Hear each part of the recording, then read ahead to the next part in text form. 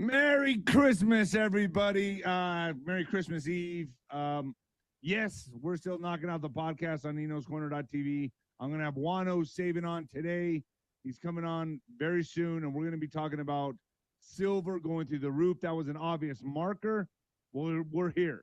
I also have a 𝗬𝗶𝗀 show premiering tonight, I think at 7 p.m. So you're going to get a double dose. Juanito and 𝗬𝗶𝗀 today on Nino's Corner YouTube channel. And then today, after this broadcast, we're going to 𝗬𝗏𝗠𝗃𝗏TV, Juanito and I, and we're going to discuss more in length what's to be expected. So what's next? What can happen? What's next? First, before we get into that, folks, hit the notification button, folks. Share, like, subscribe, do all that good stuff. Help me help you. Help me help you. And I got to say something, man. I've met some really cool people over the holidays in Santa Fe. Julie, Merry Christmas, Julie. You guys are awesome there at the store. I forgot the name of the store, but it's in Santa Fe. You guys are great. Great people. I'll see you again. I'll be up there very soon. Also, I met some very good people at Pelican's Restaurant. And I got to say, man, there's a lot of good people watching these shows, and they come up to me and, I always think they're going to talk to me about boxing. And no, it's kind of weird. It's kind of a weird thing, but I appreciate it. And thank you all. I'm going to be sober for 6 years, December 26th. So just in another day, 6 years sobriety. Wow. Can't believe it. Folks, Venmo, 𝗬𝗏𝗏𝗏1977, 𝗬𝗏𝗏𝗏1977. If you feel like giving me a Christmas gift, I'll be full of Christmas cheer. Also, folks, when the lights go out on Amazon, like I said, please leave an honest review. It's a great stocking stuffer, like Sancho used to be, a stocking stuffer. Also, folks, the Mexican Mix, that's also on Amazon. Please leave an honest review. That's my mama's book. And, folks, get your good brew. Get your good brew. This is one of my favorite supplements, hands down. Good brew changes everything. An organic prebiotic. It's prebiotic fiber. Spore foaming probiotics, nature's combo that survives acid and coffee heat, no preservatives or processing aids. Just 1 or 2 scoops a day, and it doesn't change the flavor of your coffee. Backed by over 25 clinical studies, 20% better protein absorption, immune boost, supports digestion, and many users say it stops their acid reflux and indigestion. It's amazing. GERD, consumption or constipation, improved mood, and athletic performance. Me, well, I'm benefiting from less stress, a better mood, feeling unstoppable overall. This is an amazing supplement. Go to goodbrew.com and get started. The link's down below, and start being a regular, if you know what I mean. Yeah. All right, so let's get into this. Oh, Nino'sCorner.tv is still 50% off all annuals, and Juan will be the general in the general's tent. Sancho Claus. There it is. Yes, 50% off all annuals, and the general's tent is the 26th with Juan Savin. And that's at 5 p.m. the 26th, the day after Christmas. So get over there, get started. All annuals 50% off right now. Nino'sCorner.tv right now is SG Anon. We have Mike Fury giving a defense contractor giving us a Venezuelan update. We have the Ghost coming. We have Juan Savin. We have John Burke. Now, John Burke is a scientist, studies, I guess he's a scientist. I'm going to call him a scientist, an expert, let's say expert, on NDEs, near-death experiences. So he's done a lot of studies on this, thousands of testimonials on this stuff. It's going to be very interesting to hear from him what these people have experienced once they cross over. So John Burke is coming on the show, near-death experiencer, or not experiencer, but I guess near-death experience expert. And I think that's going to be an incredible show. So I can't wait for that. And without further ado, folks, you might want to turn it down or turn it up this Christmas Eve. If you have family around you, welcome. Welcome to Nino's show. Here we go. Coming at you live from the apocalypse, folks. Yeah. Bust out that cigar. Smoke a cigar. Take out that whiskey on the rocks and kick back with Nino. Throw some Baileys in the coffee. I don't do that anymore, but I remember those days. It was fun. It was, I'm not going to say it wasn't fun. I have zero regrets. Sancho has zero regrets. All right, so here we go. So, Trump to take Venezuela. America braces for terror events, and silver has gone way past the marker. So, as Trump readies for war with Venezuela, Federal Reserve and the deep state arrests, yet braces for the backlash of retaliation here in America. It was pretty crazy. Last night, I was walking at about 9 p.m. here in El Paso, and I was walking down the street of my parents' house. I'm doing a lot of walking now because it just untangles a lot of spider webs, cobwebs in my head. Like I just a lot of frustration that I'm going through with my parents right now. And I was looking up, and I just kept hearing helicopter sounds all over the night sky. And I'm looking around. I'm like, man, I don't see these helicopters, but they're all over the place. But then I saw one fly over me, and they didn't have their lights on. So I counted 4 of them, no lights on, flying around my area. And I was like, this must be it has to be some kind of military operation. It looked really crazy to me, very suspicious, but I couldn't make out what the helicopter was, but all their lights were off. And there was 4 of them just circling around me. I was like, shit, are they watching me? Did they not like the Nino show? I don't know. But now that silver is sailing past 70, and 70 was a marker. You've heard Juan talk about it. You've even heard 𝗶𝗶𝗀 talk about it. When do the dominoes fall? And I'm going to ask Juanito this. There's no way the Federal Reserve or the economy can sustain this. What event or events will send this to the moon, basically is what I'm trying to say here. When will the attack be on Venezuela? Will it be the attack on Venezuela? Will an event or series of events happen here in America? San Francisco just went dark. Was that a beta test? I'm asking the questions here. Supreme Court rules against National Guard troops in Chicago. Why? Rumors of New York to be hit. And they even said during the holidays. We'll find out soon, right? What is going to happen now that we've hit the marker that 𝗶𝗶𝗀 and Juan Savin have been talking about and warning about for years? Well, we're here now. It is past 70 and climbing. So what is going to happen? I'm going to bring Juan Savin on very shortly to discuss this. But first, second big batch of Epstein files include many mentions of Trump. I don't know. Now, I'd like to get these articles from liberal left-wing syndicates, so let's see what they have to say there. 3 days after releasing a large trench of Jeffrey Epstein documents that contained few mentions of President Donald Trump, the Justice Department disclosed thousands more files that include wide-ranging references to the president. The documents show that a subpoena was sent to Mar-a-Lago in 2021 for records that pertain to the government's case against Ghislaine Maxwell. See, folks, all you got to think about it, the Democrats really wanted to bury Trump. They would have pulled this up out of their trove in 2020 and buried him right then and there. They got nothing. I'm not saying Trump wasn't mentioned by Jeffrey Epstein and other people. Why? Because, well, Trump's a very prominent, wealthy figure. And obviously you've seen Jeffrey Epstein at Mar-a-Lago. But I'm going to bank and I'm going to put all my money on Trump never went to the island, baby. He never went. And that's what's going to be shown here. And did he rub shoulders with these people? Yes. I rubbed shoulders with Don King, Bob Arum, a lot of crooked boxing promoters. I wasn't affiliated with them. Just saying, folks, when you're in that circle around those people, you're rubbing shoulders with very prominent people, you meet everybody. And I'm not going to say or dismiss that Trump didn't like younger girls. Every guy does, okay? But I'm betting they were of age. They were of age. I'm going to bet on that. The documents show that the subpoena was sent to Mar-a-Lago in 2021 for records that pertain to the government's case against Ghislaine Maxwell, Epstein's accomplice in sex trafficking. They include notes from an assistant U.S. attorney in New York about the number of times Trump flew on Epstein's plane, including one flight that included just Trump, Epstein, and a 20-year-old woman. A 20-year-old woman. 20. That's of age. According to the notes. The newly released documents also include several tips that were collected by the FBI about Trump's involvement with Epstein and parties at their properties in the early 2000s. The documents do not show whether any follow-up investigations took place or whether any of the tips were corroborated. In a statement Tuesday morning, the Justice Department said some of these documents contain untrue and sensationalist claims made against President Trump that it characterized as unfounded or false.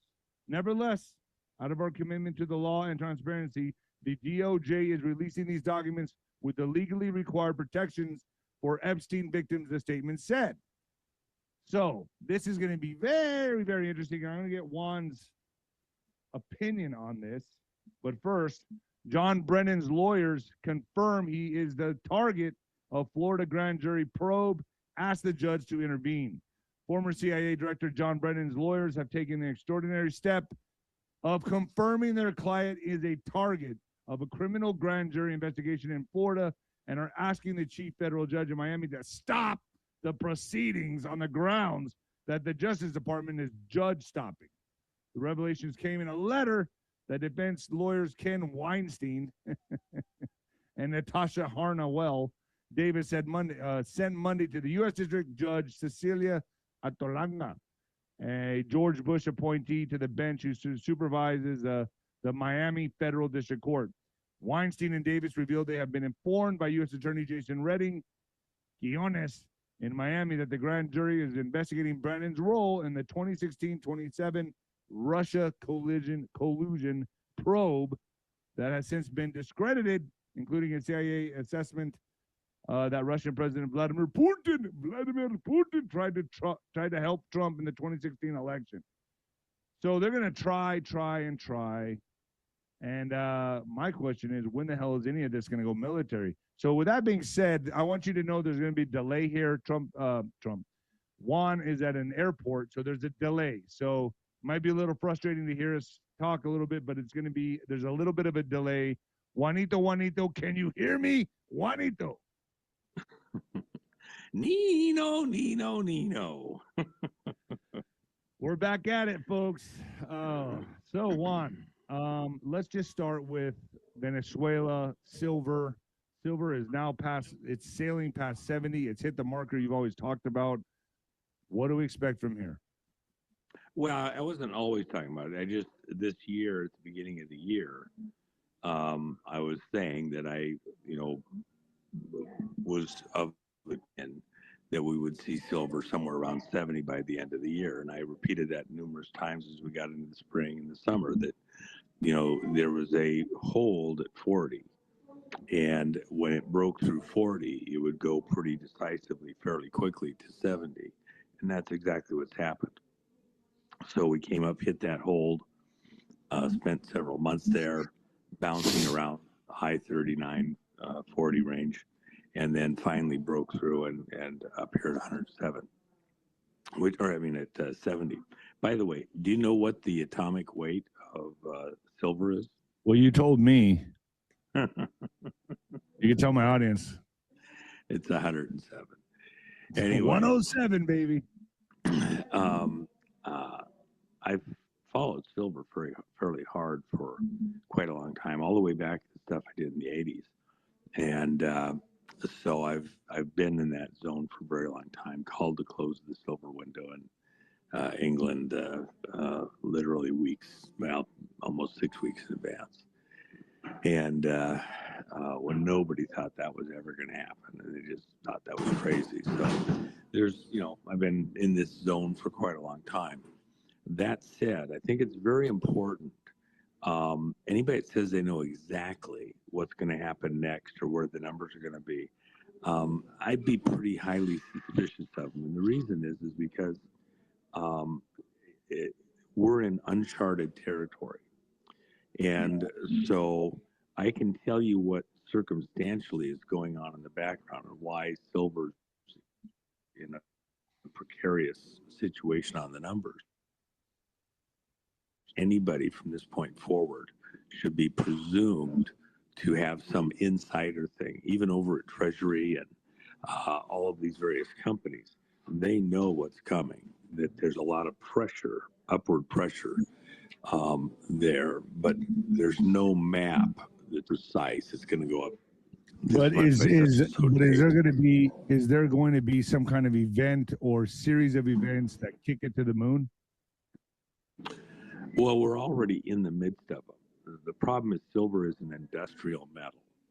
So you have to use it for things like microchips, electrical connections, you know, the ones that people think of, solar panels, things like that, all need silver to get a great contact. I have a friend that designed a very specialized type of battery energy storage system back in the 80s and 90s, and it used a glassified form of silver. I came up with something using a different metal and silver in this glassified form that I think is better. And from a production standpoint, it's very costly to build the factories to do it, but the end result product is stunning. You know, the difference. His was heavy, mine's light, and with a little bit greater energy density. So there's stuff that's going to involve silver. And remember what Trump is doing with the tariffs. He's forcing companies, instead of manufacturing overseas, to come back to America, open plants again, employ people here. And those plants, including the microprocessors, the servers, server farms like that, all of that's going to require silver. Plus, we're in the process of rebuilding not just our military, but taking other countries' military to new levels. You know, these multi-billion-dollar deals, Saudi Arabia, Qatar, other places. So there's, you know, and those weapon systems will be built here at home. So domestically, we're going to have an increased need for silver here at home. Silver coming in from outside the country is going to come in through a tariff wall. So you're going to have to pay higher numbers. And the reason for that, there's a huge, very important logical reason for this. We want the miners to turn the mines back on. We want to start mining our own metals here in America. We have vast resources all over the place, including in Canada. And we need those mines turned back on where we're not at the whim of some of these foreign countries, including especially China.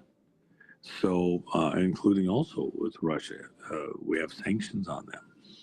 And so the price at the lower prices wasn't enough to justify turning these mines back on. You have huge capital investments, long periods of time to get the return. Right now, silver is just a byproduct of other big mining projects such as copper. We have great silver mines in America. You just have to have a number that's high enough to justify the capital investment. Juan, let me ask you this. Etc. Where do you see silver going by the end of the year? I mean, that's just a few days away, but could it hit 80? Could it hit 85? I think we're in the zone where it's probably going to end. But, you know, when you're in the holidays, you'll get some players that come in and kind of spike things around. And certainly we're already, you know, we've been up over 72. And there's a little bit of profit taking happening, some efforts to detune it. You have to picture in the background, there's huge players that have been gambling essentially all the way along. And when it punched through 70, it went through their stop limits where they were doing margins and all sorts of mischief. You know, I don't bore everybody with it, but they were gambling and they lost a lot of money. For example, on Monday, I mentioned, I think with your audience, but certainly other audiences over the weekend, that I expected when the Asian markets opened, which is really late Sunday afternoon, where I was at, when they opened, I expected silver to jump dramatically, and it did. It went up $1.50 the first 5 minutes. Jeez. The Asian markets opened. Went up $1.50. Well, that's everybody jumping in because they had to get a safety position. They had to cover their positions. They could not be exposed naked to what was coming. And we really are kind of in that situation again now for the next few days. Unlike something where it's Thanksgiving and it's really just a U.S. holiday. Christmas is celebrated all over the world. You got New Year's celebrated all over the world. The markets are a bit more quiet worldwide, but the people that are trying to get ahead and know what's going on, they come in during the holidays. They do all sorts of mischief because everybody else is busy.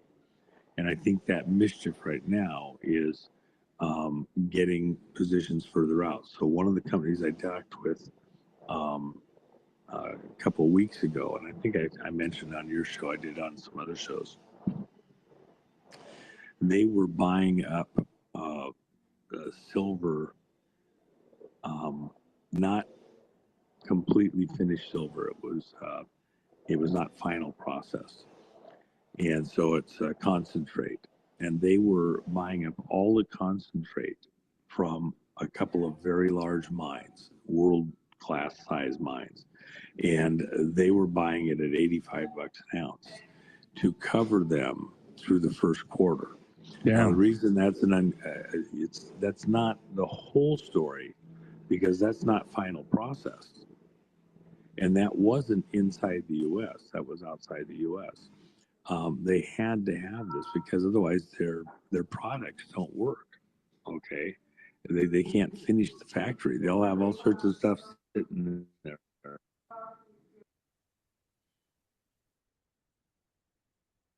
Juanito, you just muted.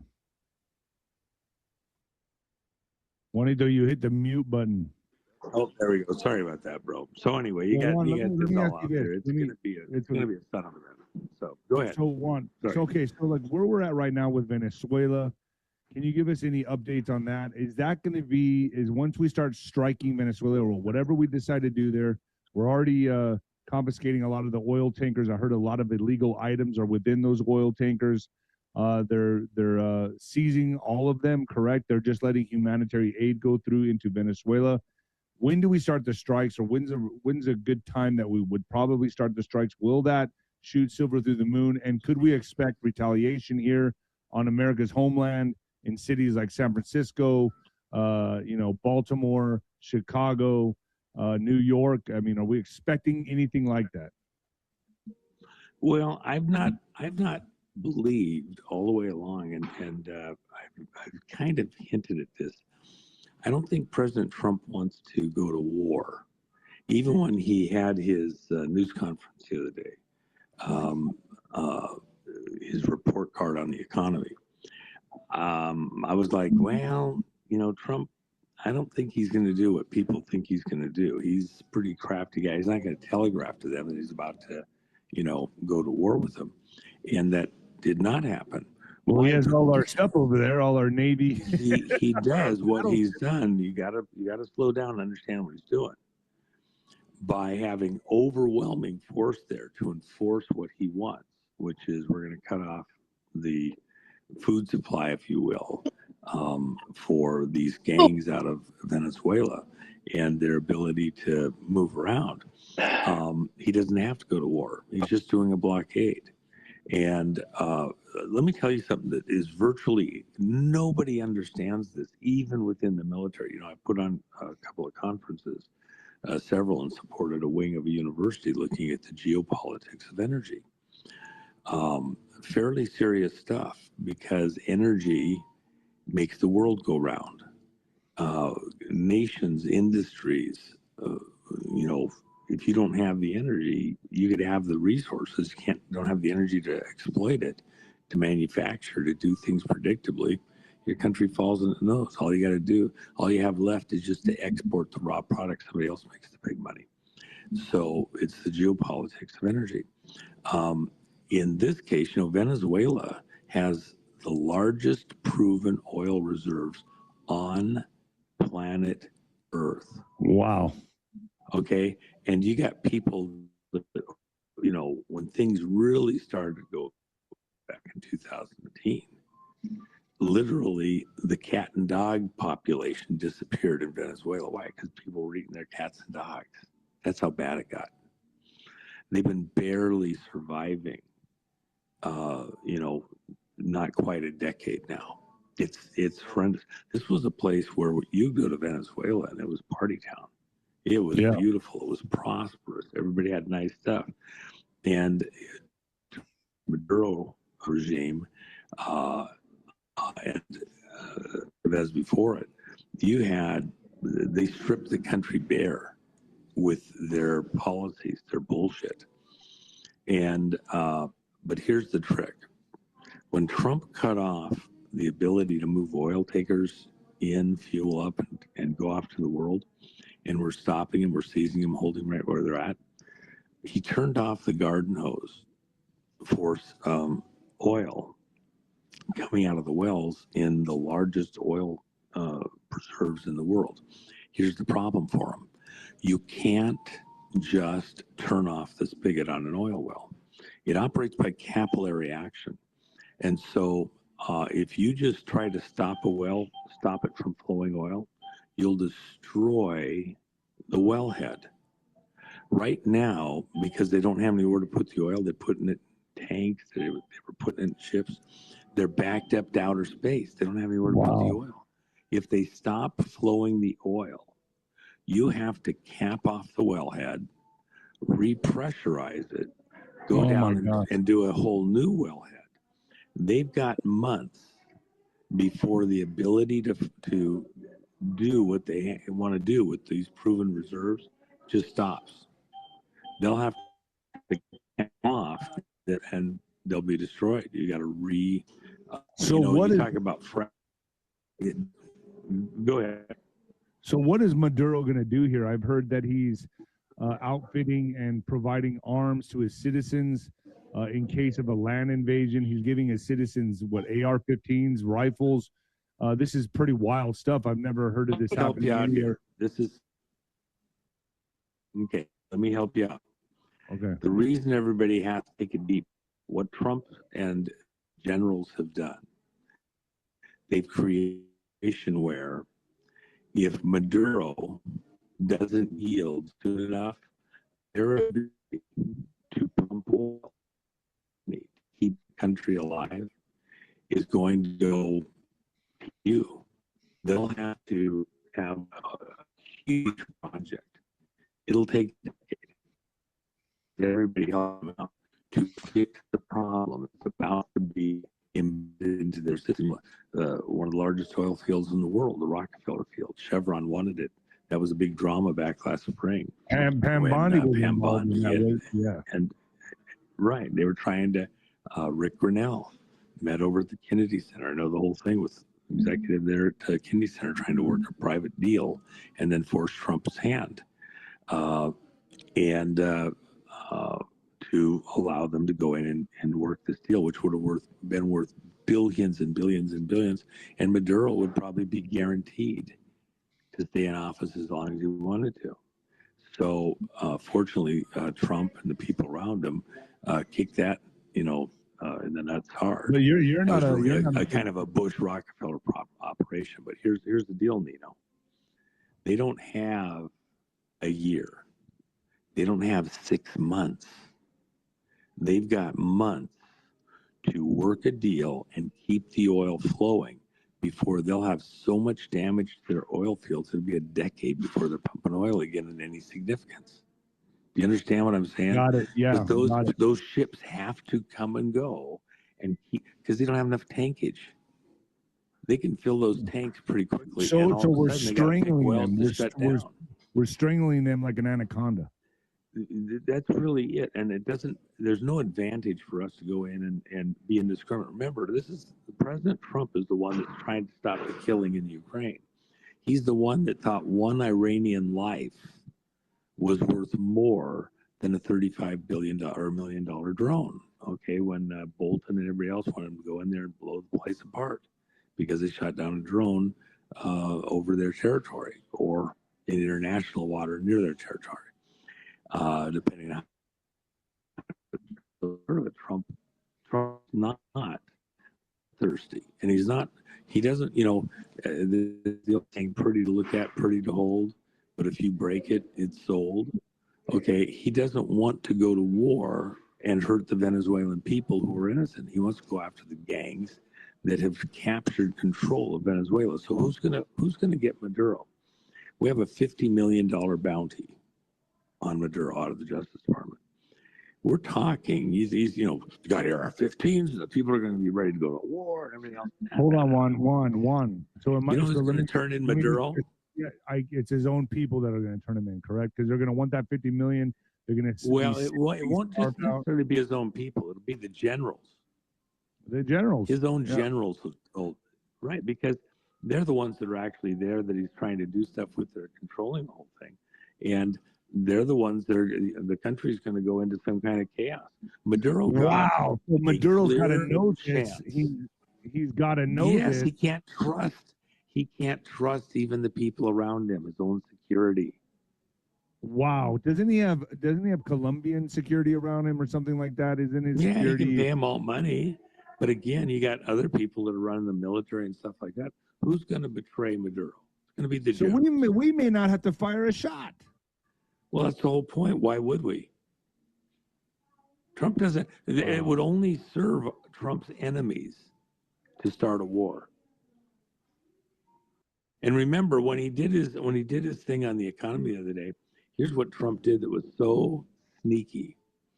He allowed that people around him were passing the word that we were getting ready to go to war. We were doing all sorts of demonstrative things around Venezuela, and it looked, in the intelligence that went to China and Cuba and everything else, looked ready to go to war. And they let that happen.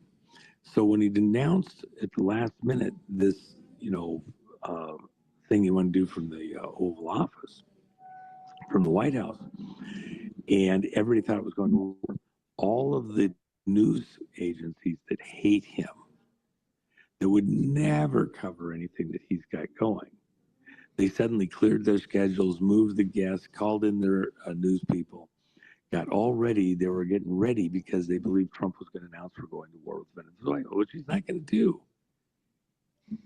And they all covered it, not knowing what he was going to say next. So they had to be there.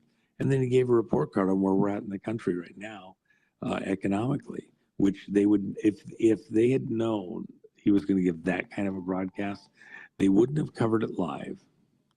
They'd have had their talking heads come in and say what he said. They'd reinterpret, regurgitate what Trump said, and you wouldn't have actually heard Trump's voice. So he got them to cover him live, thinking he was going to tell everybody he's going to war, and he didn't. He gave us a report card, which is a line in the sand. Here's what we've accomplished so far this year. It was something short of a State of the Union.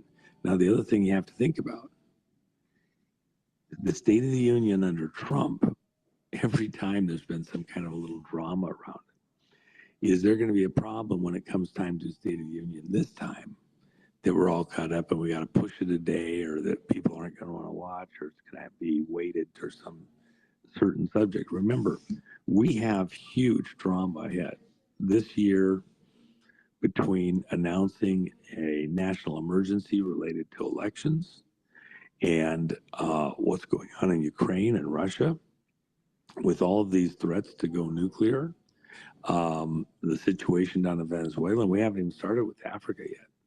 They've got everything lined up, ready to go. They're gonna go after 𝗵𝗶𝗀𝗍 in South Africa. Wow! They've gone after Maduro, and they're gonna go Venezuela. They're gonna go and saying it's Christian genocide, right? That's why we're gonna go in there. But really, it's the minerals.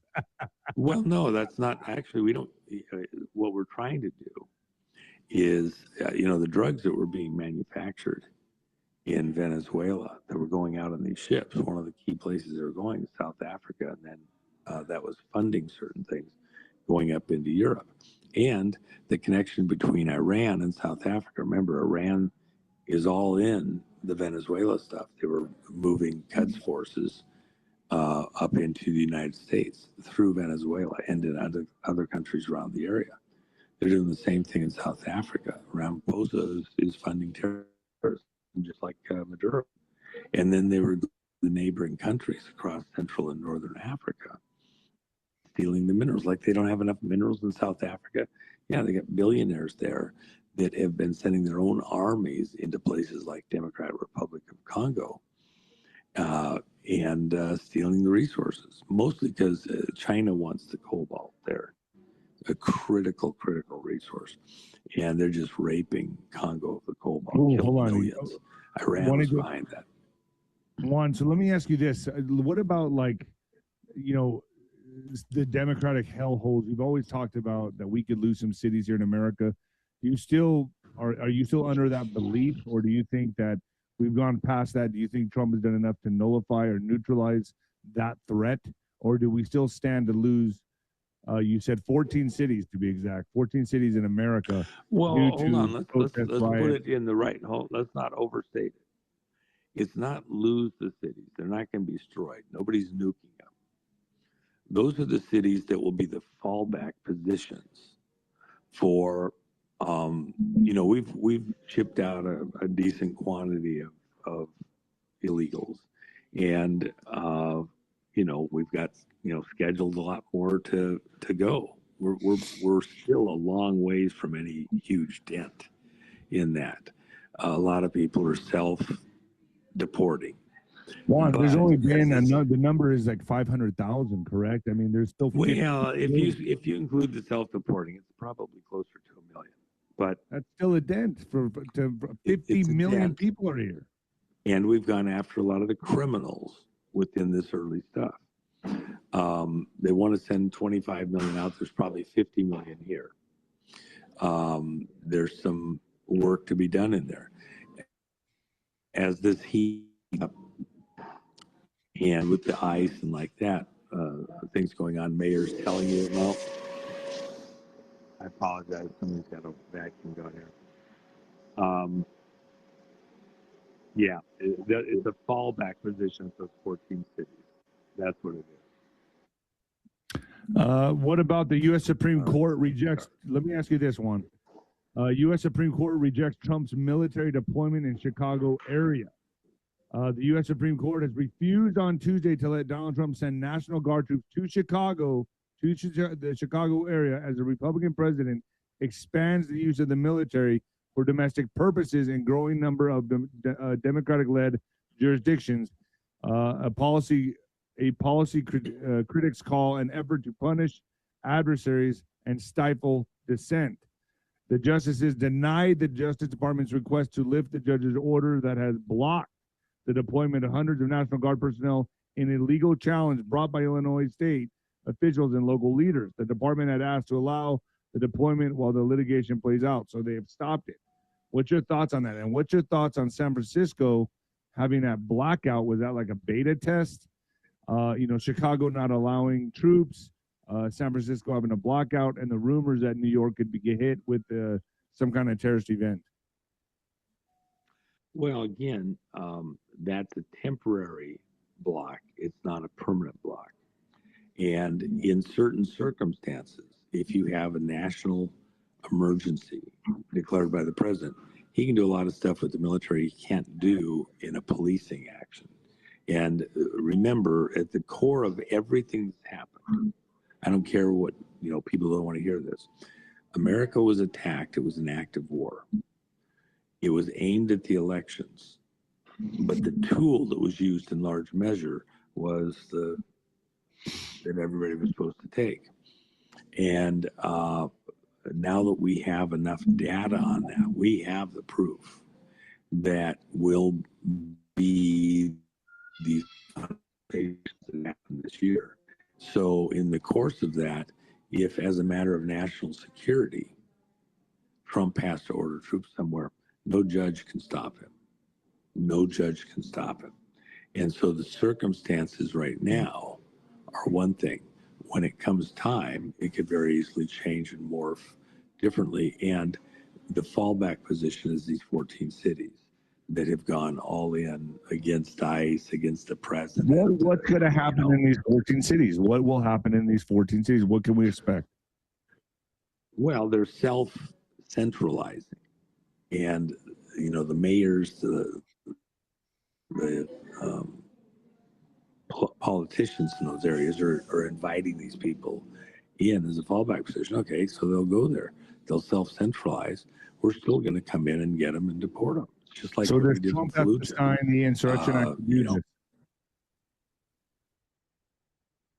Well, he that's still an option for him.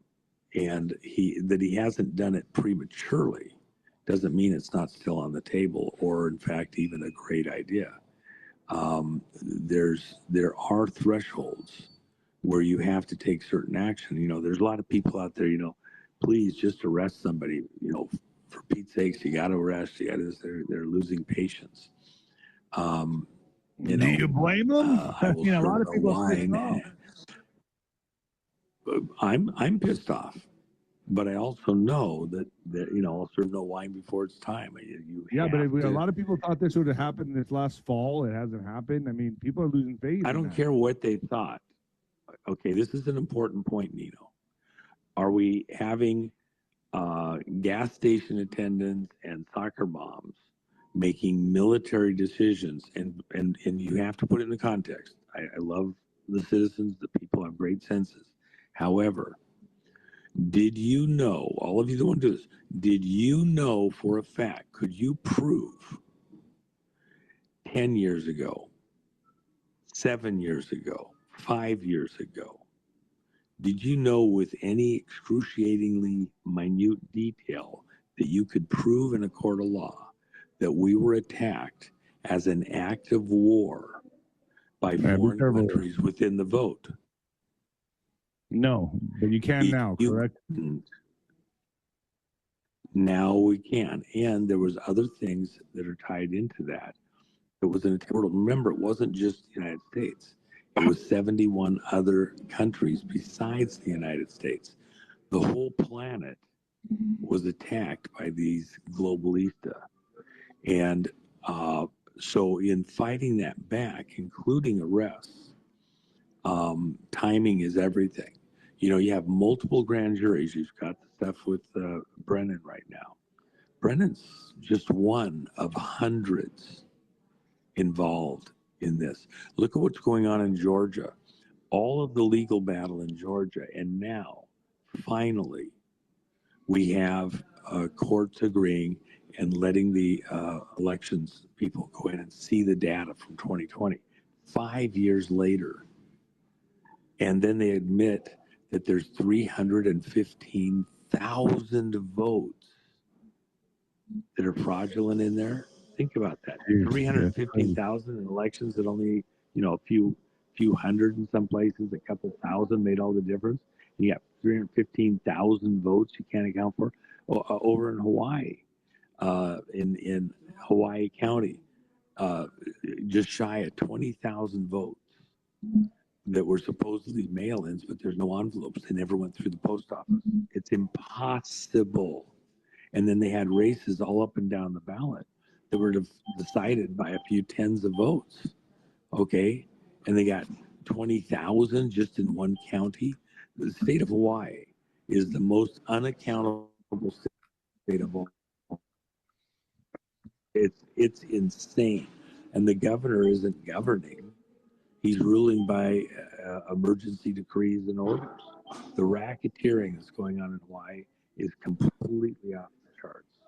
But I can tell you the same thing: Alaska, Nevada, Utah, California, Washington, Oregon, Pennsylvania, Wisconsin, Michigan, Minneapolis, Minnesota. Yeah. Juanito, so let's take this to the back channel right now, 𝗬𝗏𝗏𝗏. But first, you want to stick around for some What the Fuck news? Sure. Yeah, I'm going to little earlier segment, a little shorter segment today, folks. It's Christmas, Christmas Eve, so I want to get with my family. But first, folks, in What the Fuck news, China banned sharing obscene material, potentially including sexting. So the Chinese government has banned the sharing of obscene content in private online messages and increased the penalties for spreading sexual material, saying this would become a legal issue as well as a moral one. The new regulations will take effect on January 1st, represent Beijing's latest effort to enforce tight control over the Chinese internet ecosystem, with a vast censorship architecture rooting out both discussion of politically sensitive issues as well as maintaining a clean online environment. Welcome to communism, folks. And that being said, also, Australia has now banned social media for minors. I don't know. I don't know how I feel about this. It feels to me they're taking away people's freedoms for their own safety. And that's the way I see it. Folks, I appreciate you joining me today. We're going to cut a little early. I got Juan for about another 25, 30 minutes, so I'm going to go to the back channel, 𝗍𝗏𝐶𝗠𝗏𝗏. Get over there. 50% off right now on all annuals. I will continue this conversation with Juan over there. And go to 𝗧jennifermack.com, 𝗧jennifermack.com, and get your silver. All right, folks, we're out of here. Thank you, Juanito. Thank you, Alex. You guys go and enjoy your families, everybody. And the new heavyweight champion of podcasting and the black sheep of broadcasting, folks. Merry Christmas.